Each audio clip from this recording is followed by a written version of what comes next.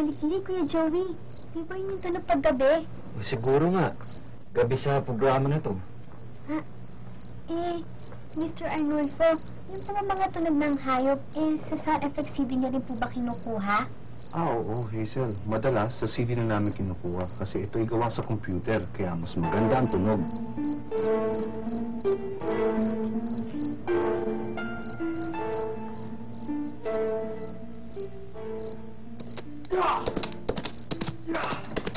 Nagano ba yun, Kuya Joey? Oo nga yun.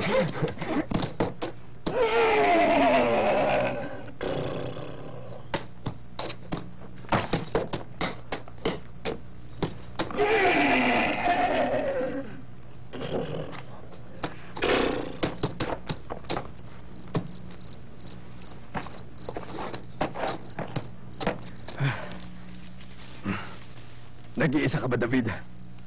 Opo, Kapitan. Nakasisiguro kung wala nakasunod sa akin.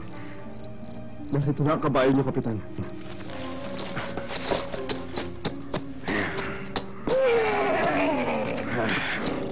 Malubha na ang kalagayan ng Kilusan. Lulusubin natin ang bayan sa makalawa! Pero, Kapitan, handa na ba tayo? Marami pa tayong kulang na sandata. Wala tayong laban sa kaaway. Hindi na bale. Ang katapangan at kagitingan na magdadala sa atin sa tagumpay.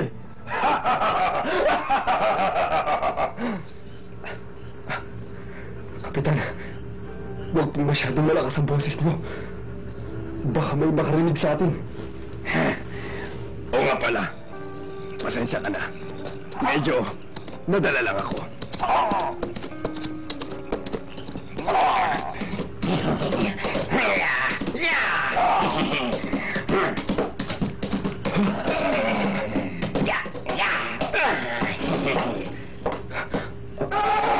Ano yun? May dumarating. Magtago tayo sa dalawa, Kapitan!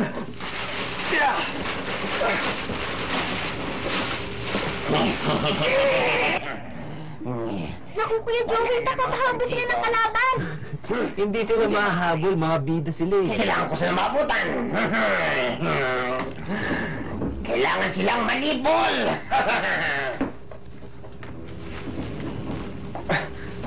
David, kailangan natin tumakas. Sige, daan-daan tayo sumakay kay Petra. Sino Petra, Kapitan? Yung kabayo, David. Yung kabayo!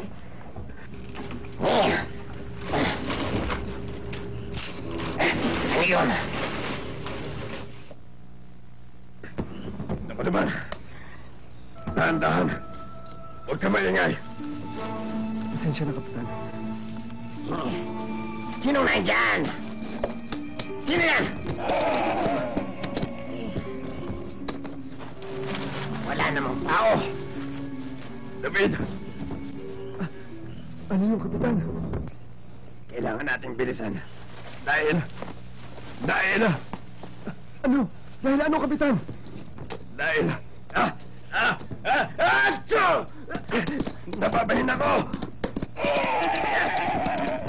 Aha! Sabi ko na nga ba, narito lang pala kayo! Tigil! Tigil! Bilisan mo, Kapitan! Bilis!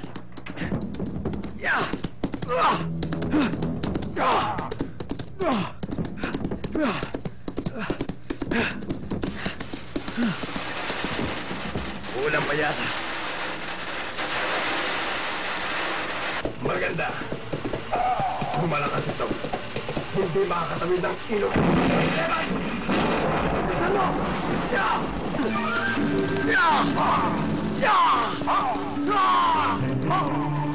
Mahuli kaya si Kapitan at si David? Matuloy kaya ang binabalak nilang paglusob sa bayan? Bakit Petra ang pangalan ng kabayo ni Kapitan? Abangan ang susunod na kabanata sa buhay ni Kapitan Kangkong alias K.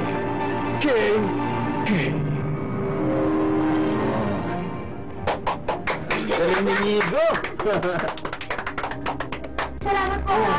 Wala ka naman. Apo. Babalik ka rito sa amin, ha? Apo! Wow! Ang galing ni Tinga! Kaya-kaya ko rin yun. Galing-galing talaga ng sound effects, no? Oo. Paglaki ko, gusto ko maging sound effects man. Wow. Ako? Paano na? Karoon po. Maraming salamat po sa pag-aasikaso. Wala na kami. Walang ano ba yan?